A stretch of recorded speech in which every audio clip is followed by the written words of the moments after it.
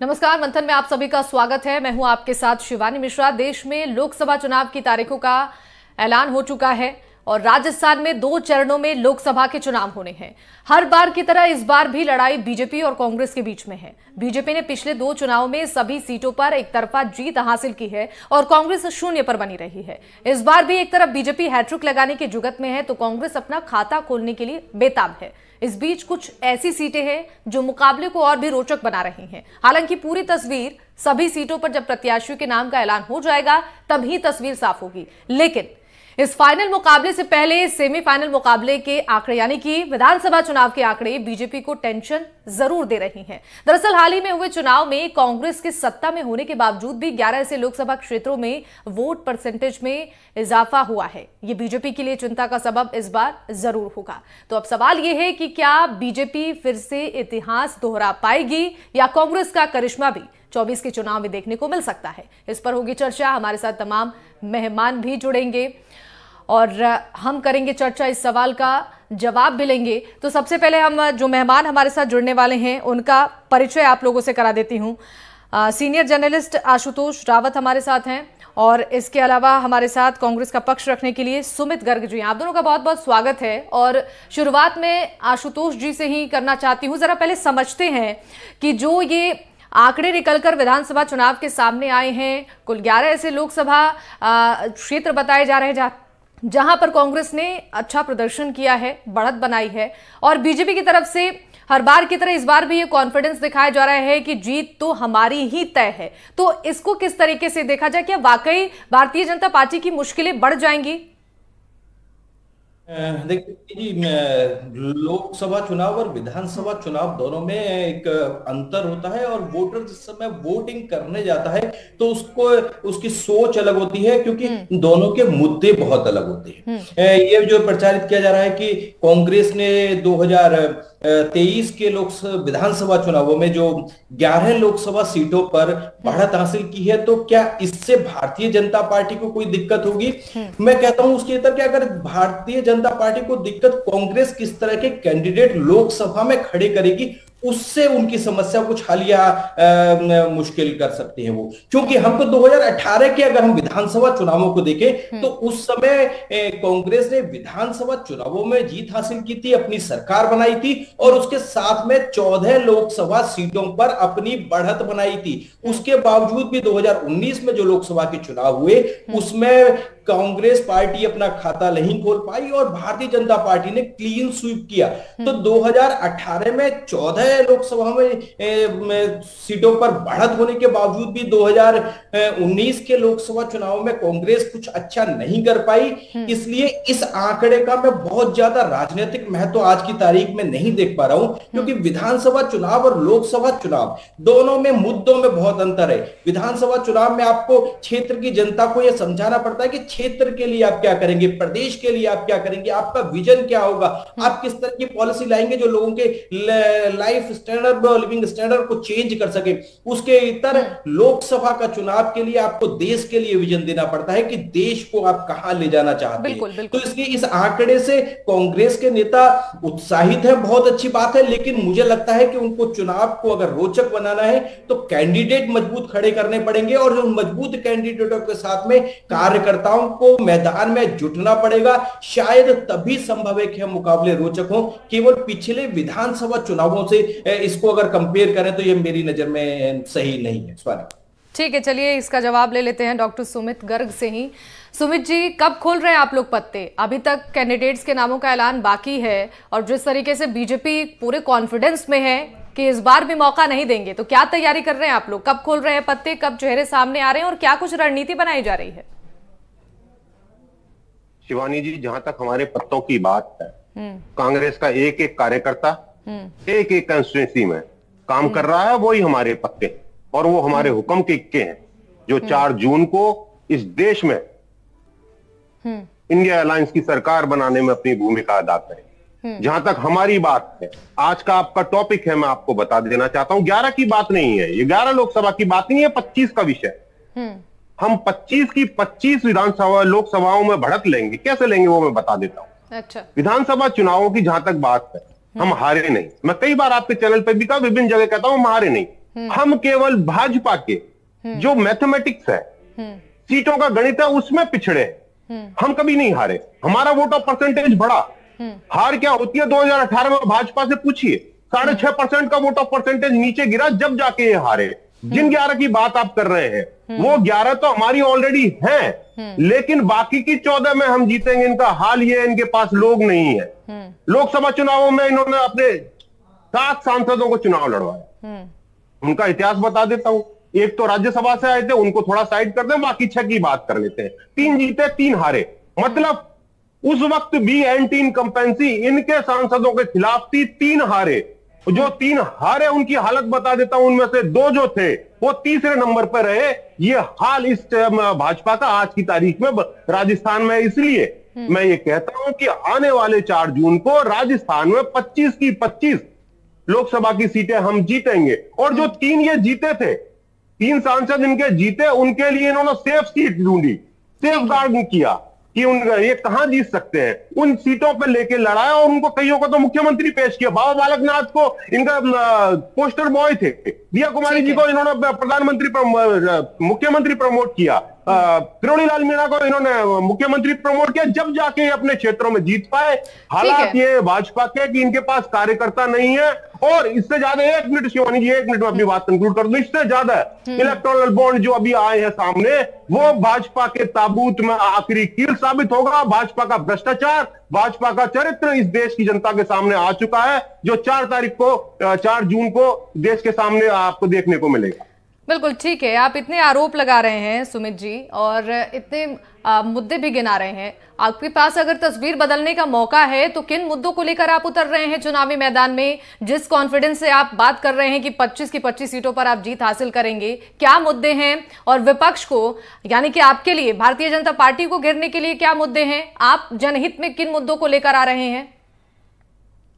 शिवानी जी, मुद्दों की जहां तक बात है, इस देश में के हालात ये हुए हो गए हैं कि देश सबसे बड़ा, दुनिया का सबसे ज्यादा अनएम्प्लॉयमेंट वाला देश बन गया। सबसे ज्यादा बेरोजगार अगर किसी देश में है तो हिंदुस्तान में। हमारे नेता ने कहा है कि हर बेरोजगार को 1 लाख की हम 1 लाख रुपए साल की हम उसको तनख्वाह देंगे। जहां तक दूसरी बात आती है, अभी इलेक्टोरल बॉन्ड्स में आपने देखा है किस तरह भाजपा ने भ्रष्टाचार किया। मुझे हंसी आती है और कई बार दुख होता है और कई बार चिंता भी होती है इस बात की कि कंपनी आज ईडी रेड करती है, उसके खाते सीज करती है, 5 दिन बाद वो इलेक्टोरल बॉन्ड खरीदती है और ईडी का मामला खत्म हो जाता है। मुझे ये बताइए, जब खाते सीज थे तो वो पैसा इलेक्टोरल बॉन्ड के लिए कहां से आ गया? ये कहीं ना कहीं भाजपा ने ईडी का इस्तेमाल जो कर रही है वो लोकतंत्र के लिए ठीक नहीं है। ईडी को केवल इन्होंने एक्सटॉर्शन डिपार्टमेंट बना लिया है। और जिस तरह से आपने देखा, अभी भी कल सुप्रीम कोर्ट की फटकार लगी थी एसबीआई को, कल और नाम आएंगे, और चौंकाने वाले नाम आएंगे। इनके कुकृत्य जो है वो देश के सामने आएंगे और इसके चलते ये 4 जून को बुरी तरह चुनाव में हारेंगे।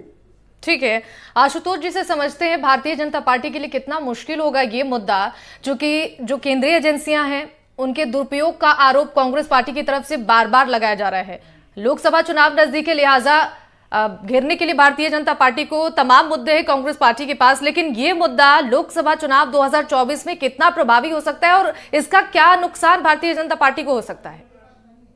देखिए शिवानी जी, इसका सही जवाब तो भारतीय जनता पार्टी के प्रवक्ता दे सकते हैं कि कैसे भारतीय जनता पार्टी इस कांग्रेस के इस आरोप से अपने आप को बचाएगी और कैसे अपने आप को मजबूत करेगी। लेकिन अगर हम एज ए पत्रकार देखने की कोशिश करें तो जो ग्राउंड पर हमको देखने के लिए मिलता है, तो शायद कहीं ना कहीं जो एक narrative Bharatiya Janata party set करने की कोशिश कर रही है कि इलेक्टोरल बॉन्ड होने के बाद में पैसा आया है, ये कम से कम पता तो चल रहा है। उससे पहले जो व्यवस्था थी चंदे की, उस चंदे की व्यवस्था में तो यह पता ही नहीं चलता था कि चंदा आया कैसे है।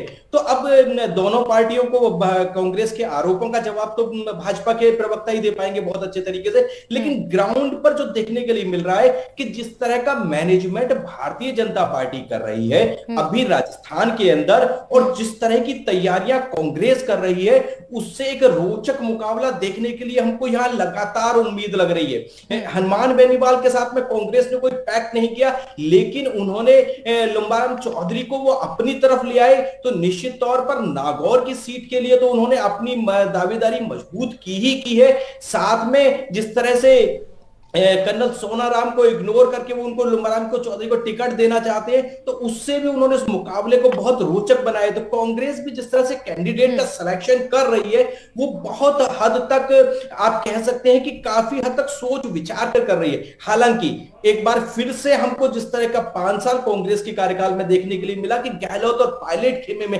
बटी हुई कांग्रेस नजर आई। आपके पास एक बहुत अच्छा मौका था, 5 साल आपको सिद्ध करने के लिए लोगों ने दिए थे, आप प्रूव करते और शायद विधानसभा चुनावों में भी जिस तरह की योजनाएं लेकर आप गए थे, आप सरकार में वापसी कर सकते थे। लेकिन पूरी सरकार 5 साल सिर्फ गहलोत और पायलट खेमे में नजर आई, जिसका खामियाजा विधानसभा में एक बार कांग्रेस उठा चुकी है। लोकसभा चुनाव में भी एक बार वही तस्वीर देखने के लिए मिल रही है कि इस खेमे के इतने लोगों को टिकट दिया। अगर कांग्रेस अपनी खेमेबाजी से अगर पार पाले, अगर वाकई कांग्रेस के नेता के तौर पर टिकटों का वितरण हो, ना कि अशोक गहलोत और पायलट खेमे के नेताओं के नाम पर टिकट का वितरण हो, तो निश्चित तौर पर बहुत अच्छे सिलेक्शंस, बहुत अच्छे जो कैंडिडेट्स कांग्रेस ने अभी तक जो 10 घोषित की हैं, वो बहुत अच्छा सिलेक्शन इस बार दिया है। इस बार कांग्रेस लग रहा है कि भारतीय जनता पार्टी का मुकाबला करना चाहती है, लेकिन मुझे फिर वहां एक समस्या कांग्रेस की तरफ से लग रही है कि कांग्रेस अपने वर्कर्स को कितना एक्टिवेट कर पाएगी उन तमाम नेताओं के लिए। जिस तरह से अगर अलवर सीट के लिए बात कर लीजिए, अलवर से हाल ही में करण सिंह जी छोड़ करके वापस कांग्रेस छोड़ करके भारतीय जनता पार्टी में आए, क्योंकि वो टिकट के दावेदार थे। उनका कहना है कि नए लड़के को आपने जो 3 माह का एमएलए है उसको टिकट दे दिया। तो अगर इस तरह की बयानबाजियां पार्टी के अंदर होती रहेंगी, इस तरह से कांग्रेस के बड़े नेता पार्टी छोड़ते रहेंगे और भारतीय जनता पार्टी एक तरफ आरोप भी आप इसको कह सकते हैं कि लगातार छोटे से छोटे और बड़े से बड़े नेता को अपने अंदर सम्मिलित करती जा रही है, तो क्या उसको उसका नुकसान होगा या गेन होगा, यह भी एक बड़ी इंटरेस्टिंग और देखने वाली बात होगी। क्योंकि जिस तरह से कांग्रेस में बल्क में लोग छोड़कर आ रहे हैं, तो भारतीय जनता पार्टी क्या ओवर क्राउडेड नहीं हो रही है? क्या पार्टी के साथ आइडियोलॉजिकल दिक्कत भारतीय जनता पार्टी को फेस नहीं करनी पड़ेंगी? क्योंकि कल तक जिनको आप कांग्रेसी कहकर के जिनका आप राजनीतिक तौर पर विरोध किया करते थे, आज उनको आप अपने बगल में कैसे बैठाएंगे? तो ये मुझे लगता है कि भारतीय जनता पार्टी के साथ भी एक बड़ी दिक्कत है। लेकिन नरेंद्र मोदी का चेहरा शायद भारतीय जनता पार्टी की इन तमाम दिक्कतों को आसान कर सकता है। ऐसा चेहरा और ऐसा नेतृत्व तो कांग्रेस को भी राजस्थान में और केंद्र में दिखाना पड़ेगा। तो शायद यह मुकाबला जैसा कि अभी तक रोचक लग रहा है, उतना ही रोचक फाइनली 19 और 26 अप्रैल को होता हुआ भी दिखेगा। शिवानी, बिल्कुल, ये बात बहुत आपने इंटरेस्टिंग कही है। इसका जवाब हम लोग डॉक्टर सुमित गर्ग से लेते हैं। देखिए, बीजेपी के पास तो चेहरा है, निशान है, मुद्दा है, और हर चीज के लिए भारतीय जनता पार्टी की तरफ से प्रधानमंत्री नरेंद्र मोदी के चेहरे को प्रमोट किया जा रहा है, उन्हीं के चेहरे पर लड़ाई भी लड़ी जा रही है। लेकिन कांग्रेस पार्टी के पास वो कौन सा चेहरा है जो टक्कर दे सके भारतीय जनता पार्टी के इस चेहरे को, प्रधानमंत्री नरेंद्र मोदी को? शिवानी जी, चेहरे की बात नहीं, ये मुद्दों की बात है। बात यह है कि बीजेपी डिलीवर नहीं कर रही है, भ्रष्टाचार में लिप्त। हम चाहते हैं कि ये मुद्दों पे बात करें, ये बात करते हैं धर्म पे। हम कहते हैं विकास की बात करें, ये बात करते हैं करप्शन। हमने कहा कि आप किसान को एमएसपी दीजिए, उसका जो आमदनी है उसको बढ़ाइए, ये नहीं कहते। हम कहते हैं कानून बनाएंगे। तो इसलिए, और ये किसानों पर अत्याचार करते हैं, हम किसानों के हित की बात करते हैं। हम आधी आबादी को उसका हक दिलाना चाहते हैं। आधी आबादी मतलब आपकी आबादी। हम चाहते हैं उसको जो कॉन्स्टिट्यूशनल राइट है वो मिले, लेकिन बीजेपी नहीं चाहती। उसका सबसे बड़ा उदाहरण मैं आपको दे देता हूं कि इनका जो मुख्य संगठन है आरएसएस, उसमें महिलाओं की का प्रवेश भी वर्जित है। हम चाहते हैं कि जो देश की जवानी को अग्निवीर के नाम पर बर्बाद किया जा रहा है, हम उसको रोकना चाहते हैं। और हम चाहते हैं कि इस देश के कर्मचारियों को ओपीएस मिले। हम चाहते हैं इस देश के बेरोजगार को रोजगार मिले। हम ये चाहते हैं इस देश का विकास हो। लेकिन भाजपा के पास केवल एक काम, केवल एक बात, धर्म, धर्म और धर्म।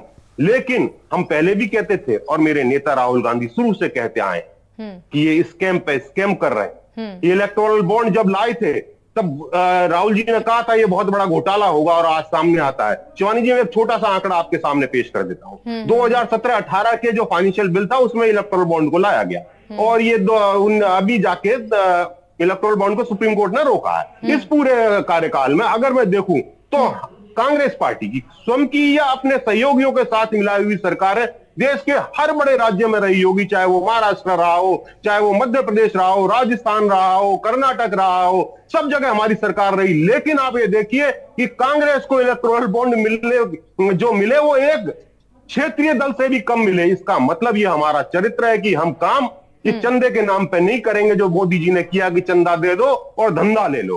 तो जहां तक कांग्रेस पार्टी की बात है, हमें किसी चेहरे की जरूरत नहीं। चेहरा उस दिन हमारा सामने होगा जिस दिन हमारी सरकार बनने जा रही होगी। अभी इस देश को बचाने की लड़ाई है, इस लोकतंत्र को बचाने की लड़ाई है, संविधान को बचाने की लड़ाई है और इस देश के गरीबों को, कुचलों को, पिछड़ों को, उनको हकूक को दिलाने की लड़ाई है, जिसको बीजेपी कुचलना चाहती। ठीक है, चलिए इसका जवाब ले लेते हैं। बीजेपी से कृष्ण कुमार जी हमारे साथ जुड़ गए हैं। कृष्ण जी, सबसे पहले तो आपको बहुत बहुत स्वागत है। और जैसा कि कांग्रेस पार्टी की तरफ से आरोप लगाया जा रहा है कि महिलाओं को आगे बढ़ाने की बात तो आप लोग करते हैं लेकिन आगे नहीं बढ़ा रहे हैं। लोकसभा चुनाव को लेकर भी कहा जा रहा है कि जो लिस्ट सामने आई है उसमें महिलाओं को उतनी तवज्जो नहीं दी गई है जितना नारी शक्ति वंदन अधिनियम को लेकर बात कही जा रही थी, बेटी बचाओ बेटी पढ़ाओ, तमाम तरीके की महिलाओं को आगे बढ़ाने की बातें कही जाती है। लेकिन जमीनी स्तर पर कांग्रेस पार्टी आरोप लगा रही है कि महिलाओं को आप लोग आगे नहीं बढ़ा रहे। देखिए, आने वाले 5 साल के लिए मोदी जी ने कहा है महिला सशक्तिकरण को अर्पित होगा तीसरा कार्यकाल। और उस सब के बीच जब महिला सशक्तिकरण के लिए, महिला आरक्षण के लिए बिल लेकर आए हैं तो भी परिसीमन के बाद 2029 में महिला आरक्षण लागू होगा, इस बात की घोषणा प्रधानमंत्री ने की है। अब कांग्रेस किस रूप में कैसे बढ़ाना चाहती है महिलाओं को आगे? जिस प्रकार का ब्लेम गेम अभी ये लगा रहे थे कि हमारे मातृ संगठन आरएसएस में महिलाओं का काम नहीं है, सीधे तौर पर वहां पर जो संघ की सेविका समिति है वो समानांतर काम करती है, दुर्गा वाहिनी विश्व हिंदू परिषद में काम करती है। अब ये अधूरे ज्ञान के आधार पर आरोप प्रत्यारोप का खेल खेल रहे हैं। ईमानदार बात तो यह है कि कांग्रेस ने कौन सी महिलाओं को आगे बढ़ाया? परिवार की महिलाओं को।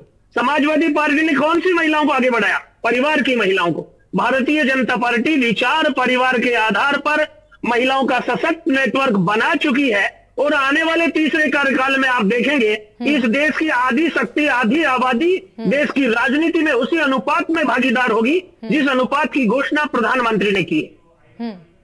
ठीक है, एक बार आशुतोष जी के पास चलते हैं और जरा समझते हैं कांग्रेस पार्टी और भारतीय जनता पार्टी की तरफ से जिन जिन कैंडिडेट्स के नामों का ऐलान हुआ है, जिन जिन सीटों पर, साफ तौर पर देखने को नजर आए यहाँ पर जातीय समीकरण का भी खास ख्याल रखा गया है, युवा चेहरों का भी खास ख्याल रखा गया है और महिलाओं का भी खास ख्याल रखा गया है।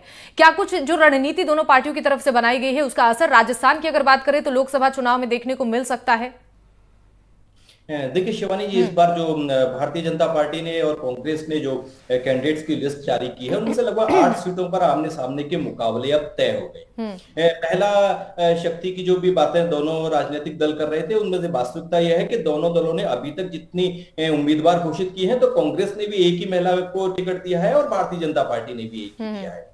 युवाओं की अगर आप बात कर रहे हैं तो एवरेज एज इस बार दोनों राजनीतिक दलों ने अपने उम्मीदवारों की कम की है। हालांकि सुमेधानंद सरस्वती की उम्र कितनी है शायद भाजपा के प्रवक्ता को भी अच्छे तरीके से पता होगा। तो कुल मिलाकर आप ये कह सकते हैं कि जाति की कैलकुलेशन पर आपको पूरी राजनीति फोकस्ड होती हुई दिख रही है। आप मोदी के चेहरे को सामने लाकर के चुनाव तो लड़ रहे हैं लेकिन कास्ट इक्वेशंस को नहीं भूल रहे हैं। कांग्रेस के साथ भी मैं वही चीज देख रहा हूं कि आप कास्ट इक्वेशंस पर तो वर्क कर रहे हैं, बहुत अच्छा काम कर रहे हैं, लेकिन कुल मिलाकर के युवाओं के लिए, महिलाओं के लिए और इस देश के गरीब किसान के लिए किस तरह की चीजें लेकर आएंगे उसका विजन आप कांग्रेस को, लोग देश को नहीं दे पा रहे हैं। नरेंद्र मोदी की सरकार जो मोदी गारंटी शब्द यूज करती है, भजनलाल की सरकार को आए हुए भी 3 महीने हुए लेकिन उन्होंने 3 बड़ी गारंटियां कम से कम जनता के बीच में यह बताने के लिए पूरी कर दी है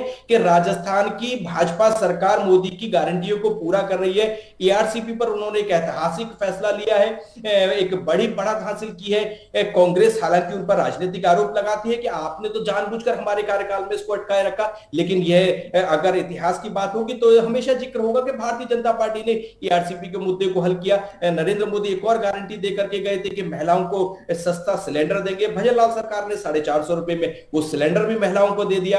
एक बड़ी घोषणा हाल ही में पेट्रोल और डीजल के रेटों पर कम करके भजनलाल सरकार ने क्षेत्र की जनता को, राजस्थान की जनता को दी है, क्योंकि मोदी 23 नवंबर को घोषणा करके गए थे कि हम पेट्रोल और डीजल के रेट कम करेंगे। हालांकि नरेंद्र मोदी जी ने जिस तरह से 4 राज्यों के नाम गिनाए थे, मध्य प्रदेश का नाम गिनाया था, हरियाणा का नाम गिनाया था, उत्तर प्रदेश का नाम गिनाया था कि यहां डीजल आपके यहां से इतने रुपए सस्ता है, मतलब 10 से 12 रुपए सस्ता है, तो 10 से 12 रुपए सस्ता तो नहीं किया, लेकिन कम से कम एक आप कह सकते हैं कि 3 मामलों भजनलाल सरकार के पास दिखाने के लिए और नरेंद्र मोदी गवर्नमेंट के पास तो शायद इतनी लंबी फहरिस्त है जिसे वो दिखाते हैं। कितना सच है कितना नहीं है, ये कांग्रेस को लोगों को समझाना पड़ेगा कि अगर वो गलत बोल रहे हैं तो वो कैसे गलत और कैसे सही है। लेकिन नरेंद्र मोदी सरकार के पास आज इतनी बड़ी उपलब्धियों की लिस्ट है, तो वहीं दूसरी ओर जनता से जुड़े मुद्दों पर कांग्रेस का जो रुख राम जन्मभूमि मुद्दे पर मुझे लगता है कि कांग्रेस को जाना चाहिए था या नहीं जाना चाहिए था। एक राजनीतिक तल पर उनका अपना स्टैंड हो सकता है, लेकिन कम से कम उनको इग्नोर नहीं करना चाहिए था, इनकार नहीं करना चाहिए था। शायद कांग्रेस ने जनता की भावनाओं का, बहुसंख्यक समाज की भावनाओं का, एक जिस तरह का आरोप भारतीय जनता पार्टी कांग्रेस पर लगातार लगाती है कि आप अल्पसंख्यकों की तुष्टीकरण की राजनीति करते हैं, तो राम जन्मभूमि मंदिर का जो कार्यक्रम 22 जनवरी को हुआ उसमें इग्नोर करके शायद एक बार बहुसंख्यक समाज की भावनाओं के साथ में एक बार फिर से खिलवाड़ किया है। कांग्रेस जिस किसानों के मुद्दे पर उठाती है, वो किसानों के मुद्दे पर पहले भी चुनाव हो चुके हैं, हरियाणा में भी चुनाव हो चुके हैं, तो उसके बावजूद भी किस तरह के परिणाम शिवानी जी आते हैं हम सबने देखा है। तो जनता से जुड़े मुद्दे शायद कांग्रेस उतने प्रभावी ढंग से अभी मुझे उठाती हुई नहीं लग पा रही। ठीक है, इसका जवाब ले लेते हैं सुमित जी से। सुमित जी, क्यों आखिर जनता के हित में जो मुद्दे हैं वो आप लोग नहीं उठा पा रहे हैं? क्या इसी वजह से पीछे हैं? एक बार कितना मुश्किल और लग रहा है 25 सीटों पर राजस्थान में खाता खोलना, शून्य से आगे तक का सफर तय करना कितना मुश्किल हो सकता है? शिवानी जी, सबसे पहले तो मैं जाजू साहब की बात का जवाब दे दूं। इन्होंने कहा कि कांग्रेस में महिलाएं कहां हैं। जाजू साहब, डॉक्टर एनी बिसेंट से लेके आदरणीय सोनिया जी और प्रियंका जी तक अगर लिस्ट गिनाने लगूंगा तो मुद्दों पर बात कर लीजिए। हाँ। मैं मुद्दे पे आ रहा हूं। मैं इनके सवाल का जवाब तो दे दूं मैडम। इन्होंने कहा कि आरएसएस में ये महिला वाहिनी है, नारी वाहिनी है, ये सारे अनुचंगिक संगठन है। अरे हम तो बराबरी की बात कर रहे थे, आपने तो उन्हें सहयोगी बना के रख रखा है। मुझे तो बताइए आरएसएस की सरसंघचालक कौन सी महिला थी? कोई सी नहीं थी। इसलिए नहीं थी क्योंकि ये महिलाओं के साथ भेदभाव करते हैं। जहां तक बात आपकी आई कि मुद्दों की नहीं, हम मुद्दों के लिए ही राजनीति कर रहे हैं। मेरे नेता राहुल गांधी ने भारत जोड़ो यात्रा निकाली मुद्दों के लिए, देश को जागरूक करने के लिए। हमारी लड़ाई केवल मुद्दों की है। हम केवल देश की जनता को उसका हकूक दिलाना चाहते हैं। जाजू जी ने कहा मोदी की गारंटी। शिवानी जी, मैं कह देता हूं, आजाद हिंदुस्तान के इतिहास में अगर कोई सबसे बड़ा झूठ है तो मोदी की गारंटी। क्या कहते थे मोदी जी? ना खाऊंगा ना खाने दूंगा। इलेक्टोरल बोर्ड ने बता दिया ना, खाऊंगा भी और खिलाऊंगा भी। किस तरह से दवा कंपनियों के साथ इन्होंने बर्ताव किया, मरीजों को महंगी दवाई बेचने पे विवश किया और उनसे इलेक्टोरल बॉन्ड के नाम पर रिश्वत ली। इस देश की सरकार को शर्म आनी चाहिए। जिस तरह के बर्ताव ये देश के साथ कर रही है, बड़े दुख के साथ मुझे कहना पड़ रहा है कि कहीं ना कहीं इस पूरे प्रकरण में प्रधानमंत्री जी डायरेक्टली इन्वॉल्व है और उनकी स्वीकृति के चलते इलेक्टोरल बॉन्ड का ये स्कैम हुआ है। तो अगर ये वो चाहते हैं थोड़ी भी नैतिकता है तो आज ही हिमालय चले जाएं और देश को आजाद कर दें अपनी ये पॉलिटिक्स से। ठीक है, ठीक है। कृष्ण कुमार जी इसका जवाब देंगे। कृष्ण कुमार जी, तमाम मुद्दे हैं कांग्रेस के देखो, पास। आरएसएस का मुकाबला करने के लिए कांग्रेस ने नेहरू जी की एडवाइस पर सेवा दल बनाया था। ठीक है, उस सेवा दल में कितनी महिलाएं प्रमुख रही? ठीक है, आप जवाब दे दीजिए। पहले तमाम मुद्दों को लेकर घेर रहे हैं ना आपको, महंगाई, बेरोजगारी, महिलाओं को आप कह रहे हैं आगे बढ़ाने के लिए, लेकिन आप महिलाओं को आगे नहीं बढ़ा रहे हैं। इसके अलावा किसानों का मुद्दा हो गया, ईडी सीबीआई का मुद्दा हो गया, इलेक्टोरल बॉन्ड का मुद्दा हो गया। कैसे निपटेंगे इसे? राजस्थान में 25 सीटों पर एक बार फिर से हैट्रिक कितना मुश्किल लग रहा है? देखो, कोई मुश्किल काम नहीं है। राजस्थान में कांग्रेस आपस में लड़ते हुए 4 साल गुजार चुकी। अंतिम 6 महीने में कुछ प्रयास किया था, उससे ज्यादा काम हमने इन 3 महीने में कर दिया है। और जहां तक बात आती है महंगाई की और इनकी, ये तो ग्लोबल मैटर है। डब्ल्यूटीओ पर साइन कौन करके गया था? किसान की एमएसपी की ये बात करते हैं, कौन करके गया था डब्ल्यूटीओ पर साइन? डब्ल्यूटीओ 10% से ज्यादा सब्सिडी की छूट नहीं देता है और पूरी एमएसपी की खरीद की छूट भी नहीं मिलती है। हम इनके किए गए समझौतों का पालन करें या किसान को संतुष्ट करें? पहले ये अपने कर्मों की सजा हमें देने की कोशिश कर रहे हैं, लेकिन जनता समझती है इनकी बातें कथनी और करनी में अंतर वाली है। दबाव पड़ता है, कोर्ट में जाकर इनके नेता माफी मांग लेते हैं। भारत जोड़ो यात्रा निकालते हैं, परिवार जुड़ नहीं रहा है। पार्टी के लोगों को न्याय देने की बात है, मिलने का समय नहीं मिल रहा है। और ये बात कर रहे हैं कि इनको अब जनता जिता रही है। अरे जनता ने अभी राजस्थान में आपके साथ क्या असर किया है? ठीक है, आप तो सत्ता में थे, आपके सत्ता में रहते 25 सीट हमारी आई हैं और आपने बहुत लोग कल्याणकारी काम किए हैं, तो आपको जनता ने हराया क्यों है? इसका आंकलन करने के बजाय ये मोदी जी को झूठा साबित करने पे तुले हैं। इनके पास मोदी जी से हटकर कोई विषय नहीं है। चलिए ठीक है, समय थोड़ा कम है, लेकिन अब देखना ये होगा, तमाम दावे और वादे तो कांग्रेस पार्टी और भारतीय जनता पार्टी की तरफ से की जा रही हैं, लेकिन किसे जनता चुनती है, किन मुद्दों के आधार पर जनता अपने मताधिकार का इस्तेमाल करती है, ये साफ इसकी तस्वीर 4 जून को हो पाएगी। फिलहाल आप तीनों का बहुत बहुत शुक्रिया हमारे साथ जुड़ने के लिए और इस चर्चा में शामिल होने के लिए। चलिए इसी के साथ इस बुलेटिन में फिलहाल के लिए बस इतना ही। तमाम खबरों के लिए आप बने रहिए हमारे साथ।